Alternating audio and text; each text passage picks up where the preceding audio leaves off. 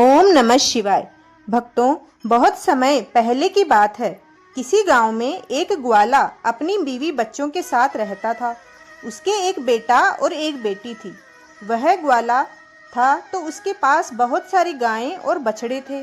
वह गाय को चराने जाता था और गायों का दूध, दही, घी बेचकर ही अपने परिवार का पालन पोषण करता था। जितना भी वह कमाता था, उसकी पत्नी उसी में संतुष्ट थी और अपने बच्चों को पाल रही थी। एक दिन उसकी पत्नी बहुत बीमार हो गई और बीमारी के चलते उसकी मृत्यु हो गई। अब ग्वाले के ऊपर ही अपने दोनों बच्चों की जिम्मेदारी आ गई। भक्तों, कहते हैं अगर पिता मर जाए तो माँ अपने बच्चों को सही तरीके से पाल लेती है, लेकिन एक पिता ऐसा नहीं कर पाता। उसे ग्वाले को भी बहुत परेशानी हो रही थी। वह गाय चराने जाता तो अपने बच्चों के लिए भोजन तैयार नहीं कर पाता था। बच्चे अभी छोटे थे। बेटी 10-12 साल की थी और बेटा 8-9 साल का। कुछ समय ऐसे ही बीत गया। फिर ग्वाले ने बच्चों का पालन पोषण करने के लिए दूसरी शादी कर ली। ग्वाले की दूसरी पत्नी घर आ गई। वह ग्वाले के बच्चों को बिल्कुल पसंद नहीं करती थी और ग्वाला भी अपनी दूसरी पत्नी के साथ खुश रहने लगा। वह अपनी दूसरी पत्नी की ही सारी बात मानता था। धीरे धीरे समय बीतता है और बच्चे और बड़े हो जाते हैं। जब लड़का 13 साल का हो जाता है तो उसकी दूसरी माँ लड़के को बिल्कुल भी पसंद नहीं करती थी। एक बार वह अपने पति से कहती है कि आप क्यों गाय चराने जाते हो?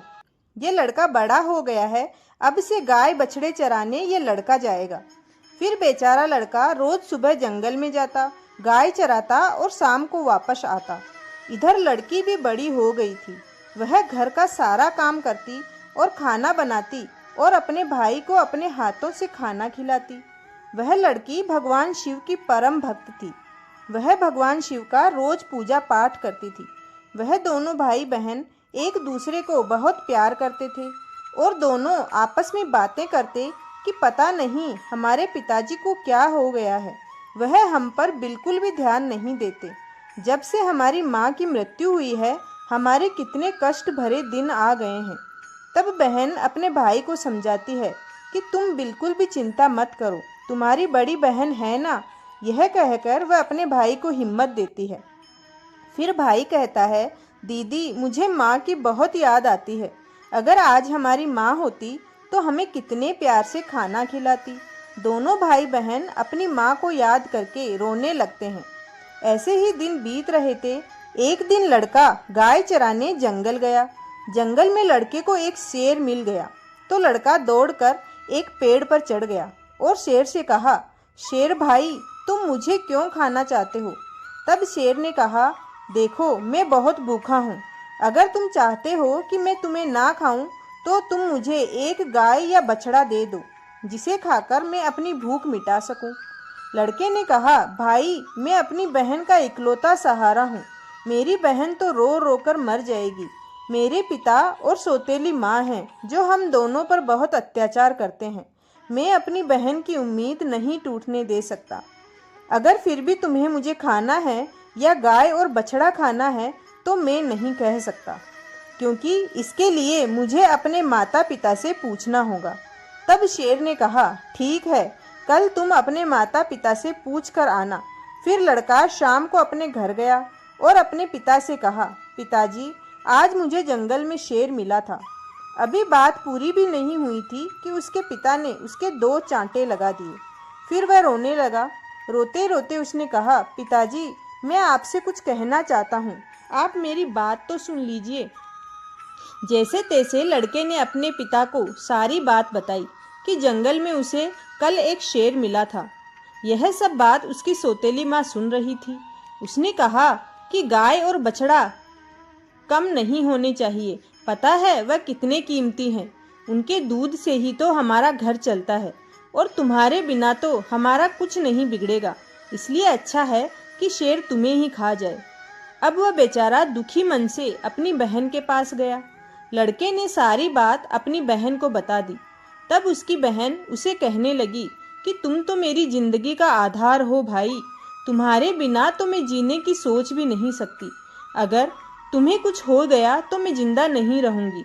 इसलिए तुम जंगल को जाना और एक बछड़ा शेर को खाने को दे देना। अगर गाय जिंदा रहेगी तो बछड़ा तो और आ जाएगा। और उसके पिता ने भी यही कहा था कि शेर तुझे खा जाएगा तो पुत्र तो और भी हो जाएगा। यह सारी बातें बहन ने सुन ली थी। तो भाई ने कहा, ठीक है दीदी। दूसरे दिन वह जंगल में गया तो शेर उसका इंतजार करता मिला। शेर ने कहा, कहो तुम अपने माता पिता से आज्ञा लेकर आए हो या मैं तुम्हें खाऊं? तब लड़के ने सारी बात शेर को बताई और कहा, मेरी बहन ने कहा है कि तुम एक बछड़े को खा लो। फिर शेर बछड़े को लेकर अपनी गुफा की तरफ चला गया और लड़का खुशी खुशी अपनी गाय चराने लगा और शाम को अपने घर आ गया तो उसके माता पिता गाय बछड़ों की गिनती करने लगे तो एक बछड़ा कम था। सौतेली माँ समझ गई कि वह बछड़ा लड़का शेर को दे दिया है। इस बात पर वह दोनों बहुत गुस्सा हो गए और उसे पीटने लगे। उसके पिता ने उसे डंडे से इतना मारा कि वह बेहोश होकर गिर पड़ा। उसकी बहन ये सब देख रही थी और उसको बहुत बुरा लग रहा था, लेकिन वह कर भी क्या सकती थी। जब उसके माता पिता चले गए तब बहन अपने भाई को उठाकर कमरे में ले गई और उस पर पानी के छींटे मारे। जब वह होश में आ गया तो उसे पानी पिलाया, खाना खिलाया और दोनों भाई बहन बहुत देर तक रोते रहे। फिर बहन ने कहा, भाई अब तुम्हारा इस घर में रहना खतरे से खाली नहीं है। मेरे पास माँ की यह निशानी, यह अंगूठी है। तुम यह अंगूठी पहन लो और यह घर छोड़कर चले जाओ। अगर तुम जीवित रहोगे तो मुझे आस रहेगी और हम कभी जरूर मिल पाएंगे। भाई की समझ में बहन की सारी बात आ रही थी, लेकिन उसने कहा, बहन तुम ठीक कह रही हो, लेकिन मैं तुम्हें यहाँ अकेले छोड़कर कैसे चला जाऊं? माँ तुम पर भी तो अत्याचार करती है, सब काम करवाती है। तब बहन ने कहा, भाई अगर तुम ठीक रहोगे तो मैं सब सहन कर लूँगी, लेकिन तुम यहाँ से चले जाओ। भाई अपनी बहन की बात मान लेता है और एक धागा उठाता है और अपनी बहन की कलाई में बांध देता है। यह मेरी निशानी है, जब भी हम मिलेंगे तो यह देखकर एक दूसरे को पहचान लेंगे। तुम यह धागा टूटने मत देना। बहन ने कहा, ठीक है। जब दोनों भाई बहन बातें कर रहे थे तो उनकी सौतेली माँ सब बातें सुन रही थी। तब मन में सोचने लगी, अच्छा यह बात है। जब लड़का और लड़की सो गए तो सौतेली माँ ने अपने पति से कहा कि मुझे तो इस लड़के का मांस खाना है। पति ने कहा, ठीक है, अगर तुम्हारी ज़्यादा इच्छा हो रही है तो मैं अभी इसका मांस लेकर आता हूँ। बाप इतना कठोर हृदय का हो गया कि उसने अपने बेटे को उठाया और बाहर ले गया और कुल्हाड़ी से उसके छोटे छोटे टुकड़े कर दिए। फिर टुकड़े लेकर अपनी पत्नी के पास आया, यह लो खा लो। तब उसकी पत्नी ने उन टुकड़ों की सब्जी बनाई और खाना बनाया। फिर उसने एक थाली अपने लिए और एक पति के लिए लगाई। तभी उसके मन में विचार आया कि भाई बहन का बहुत गहरा प्यार है, तो बहन को उसके भाई का मांस जरूर खिलाना चाहिए। तो उसने बहन को बुलाया और एक थाली उसके लिए भी लगाई और कहा, खाओ। तब बहन सोचने लगी कि इसने इतने प्यार से तो कभी खाना नहीं दिया, जरूर कोई बात है। जब वह खाना खाने लगी तो बहन ने देखा कि थाली में वही उंगली आ गई जिसमें अंगूठी थी। बहन तुरंत समझ गई, क्योंकि वह सुबह से अपने भाई को खोज रही थी, लेकिन वह उसे नहीं दिखाई दिया। अंदर जाकर जोर जोर से रोने लगी और भगवान शिव से कहने लगी, भगवान यह क्या हुआ? इन लोगों ने मेरे भाई को मार डाला, अब मैं अकेली रह गई थी। तभी उसे बड़े बूढ़ों की बात याद आई कि किसी इंसान की मुक्ति तब तक नहीं होती जब तक कि उसकी अस्थियां नदी में विसर्जित नहीं की जाती। उसने सोचा, मेरे भाई की तो मुक्ति भी नहीं होगी, यह लोग तो उसे मार कर खा गए। तभी उसने वह उंगली उठाई और चलते चलते वह नदी के किनारे पहुंच गई। वह उंगली को अपने हाथों में लेकर जोर जोर से रोने लगी। भगवान को याद कर रही थी, क्योंकि वह लड़की बहुत धार्मिक थी। वह रोज भगवान शिव का पूजा पाठ किया करती थी और सोमवार का व्रत रखती थी और हमेशा भगवान से यही प्रार्थना करती थी कि हे भगवान मेरे भाई की रक्षा करना। उस दिन भी वह रोते रोते कह रही थी, भगवान मेरा इस संसार में कोई नहीं है। एक भाई था, उसे भी तुमने ले लिया। माँ को तो पहले ही छीन लिया था। अब मैं किसके लिए जीवित रहूंगी? मैं कैसे रहूंगी? अब मैं भी इसी नदी में कूदकर अपनी जान दे दूंगी। फिर वह उंगली उसने नदी में डाली और भगवान से प्रार्थना की, हे भगवान, मेरे भाई को मुक्ति देना। वह जहाँ कहीं भी है उसकी आत्मा को शांति मिले। फिर नदी में कूदने वाली होती है तो उसने देखा कि जो उंगली उसने नदी में डाली है वह तोता बनकर उड़ गया और नदी के पास एक पेड़ था, उस पेड़ पर जाकर बैठ गया। मैं तेरा भाई हूँ बहन, तुमने ये बहुत अच्छा किया जो तुमने ये उंगली नदी में डाल दी। इससे मेरी मुक्ति हो गई और मुझे तोता का जन्म मिल गया। बहन, तुम चिंता मत करो, मैं तोता बनकर भी तुम्हारी हर तरह से मदद करूंगा। हम दोनों आपस में सुख दुख की बातें किया करेंगे।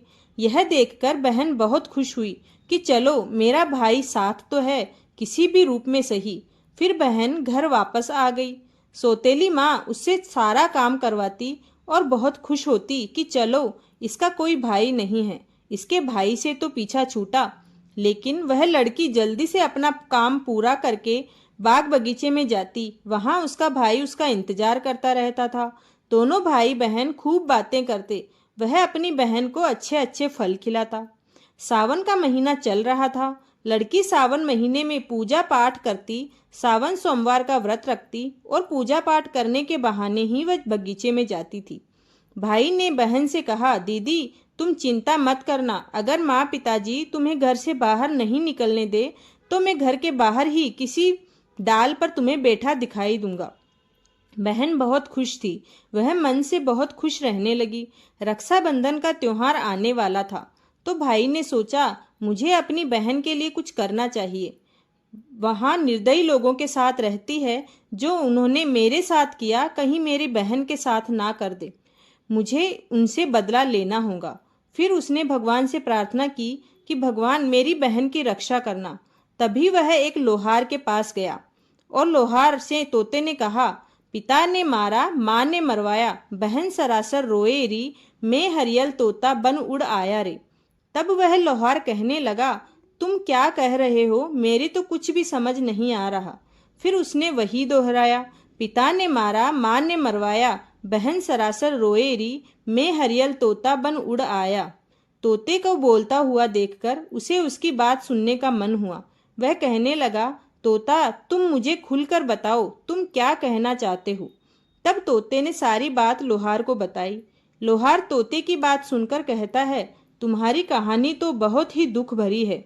यह सुनकर मुझे रोना आ रहा है। तुम बताओ, तुम मुझसे क्या चाहते हो? अगर तुम चाहो तो मैं तुम्हारे लिए अपनी जान भी दे सकता हूँ।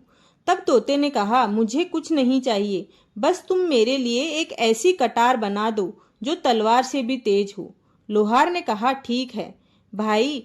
फिर उस लोहार ने तोते के लिए कटार बनाई। कटार बन गई तो तोते ने कहा, इसे मेरे पंख में छुपा दो। लोहे ने कटार तोते के पंखों में छुपा दी।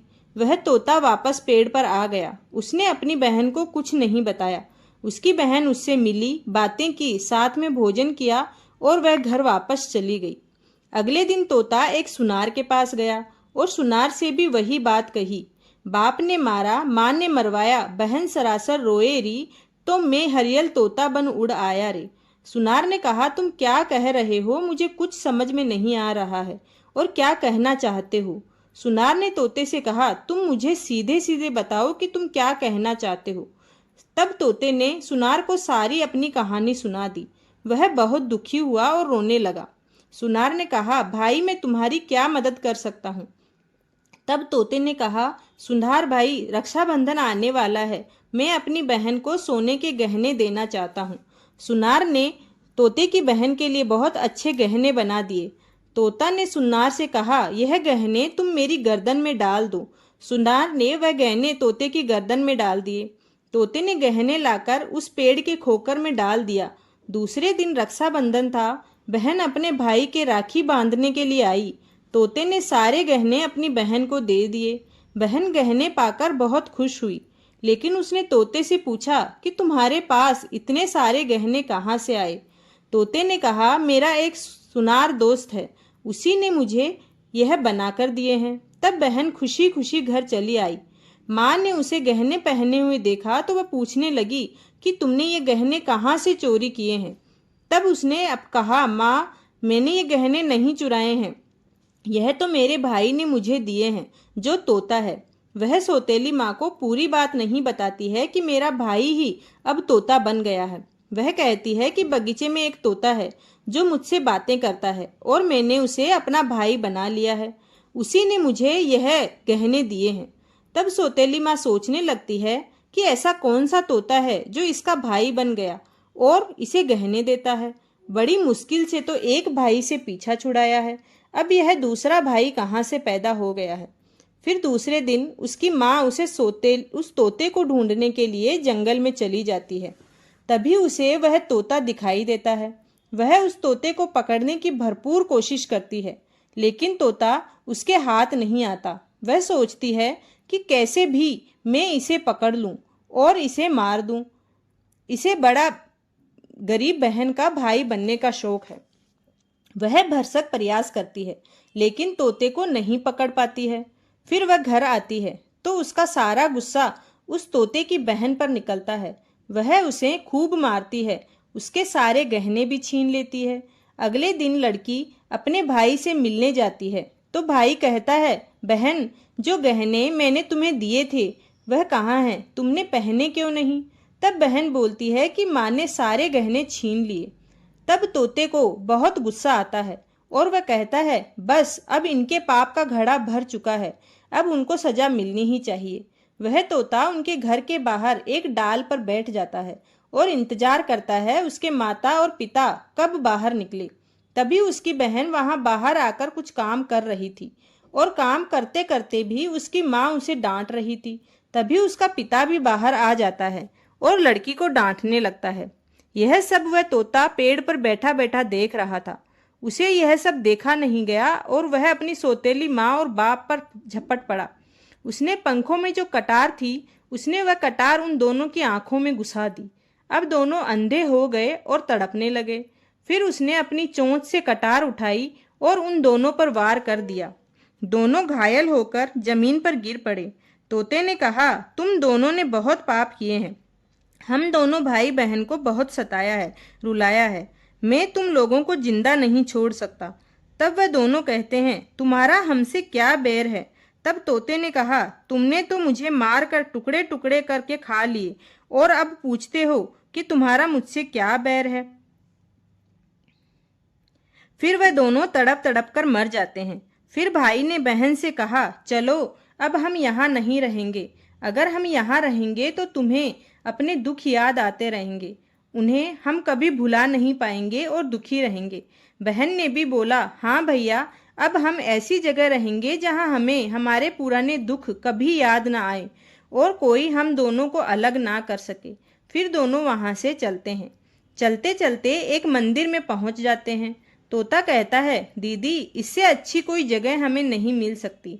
अब दोनों भाई बहन शंकर भगवान जी के मंदिर में रहने लगते हैं। बहन तो पहले ही पूजा पाठ करती थी, सोमवार का व्रत रखती थी। अब तोता भी पूजा पाठ करने लग जाता है। पास में एक सरोवर था। तोता उस सरोवर में अपने पंख गीले करके लाता और शिवलिंग पर चढ़ाता और लड़की भी भगवान शिव और माता पार्वती की पूजा करती। ऐसे ही दिन बीत रहे थे। बहन और तोते की सच्ची भक्ति को देखकर एक दिन माता पार्वती ने भगवान शिव से पूछा, प्रभु, कितने दुखी बहन भाई हैं, इनको देखकर मन भर आया है। प्रभु, आपको इनका दुख दूर करना चाहिए। तब शिवजी ने कहा, पार्वती, यह संसार सागर है, हम किस किस का दुख दूर करेंगे। लेकिन पार्वती माँ कहने लगी और हट करने लगी। तब शिवजी मना नहीं कर पाए। तब शिव पार्वती प्रकट होते हैं जहां भाई बहन पूजा कर रहे थे और बहन से पूछते हैं कि तुम्हें जो कुछ भी चाहिए वरदान मांग लो। तब बहन बोलती है, हे प्रभु, मुझे कुछ नहीं चाहिए, बस आप मेरे भाई को पहले जैसा वापस बना दो। प्रभु, हम दोनों भाई बहन को फिर कोई अलग ना कर सके। भगवान शिव और माता पार्वती बहुत प्रसन्न होते हैं और उन्हें वरदान देते हैं। उनका भाई पहले जैसा हो जाता है। माता पार्वती और भगवान शिव की कृपा से उनकी जिंदगी में खुशियां ही खुशियां भर जाती है। भक्तों, यह है सावन की कथा, भगवान शिव और माता पार्वती की कथा। कैसे उनकी कृपा से एक दुखिया भाई बहन के जीवन में खुशियां ही खुशियां भर गई। अगर आपको ये कथा पसंद आई है तो चैनल को जरूर सब्सक्राइब करें और कमेंट में भगवान शिव और माता पार्वती की जय लिखना ना भूलें। धन्यवाद।